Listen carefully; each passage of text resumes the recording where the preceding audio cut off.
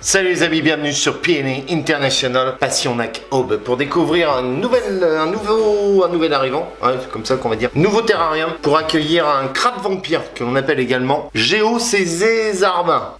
Approximativement, c'est comme ça. Donc, d'après ce que j'ai pu acquérir comme modeste connaissance sur cette espèce, il faut en gros un petit peu d'eau, 2 tiers de surface terrestre, 1 tiers de surface eau, de l'eau qui mouille. Ensuite, il faut des cachettes, donc j'en ai mis une dans l'eau, une en dehors de la plage. L'idéal, c'est sur lequel je vais travailler un peu plus tard, c'est de faire une surface terrestre avec de la terre pour pouvoir planter de la mousse, parce que ça se nourrit également de mousse, mais surtout de la viande, grillons, etc.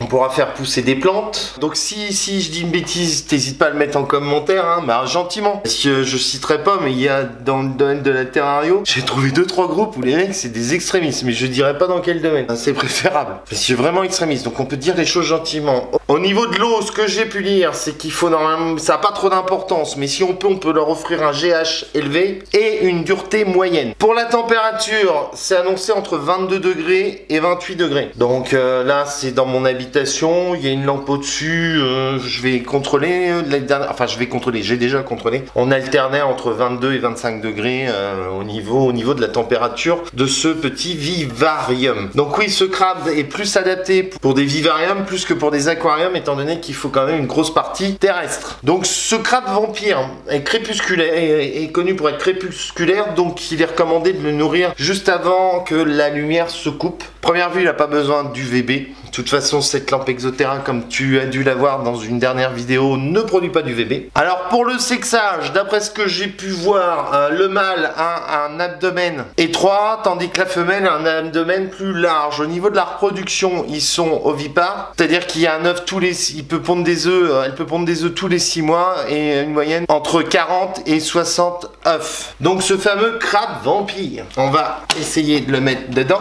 Donc j'ai pris qu'un seul spécimen parce que je l'ai quand même payé déjà 19 €. Donc ça te dérange pas si je mets ma caméra devant toi, Donc le voilà, ce fameux crabe vampire.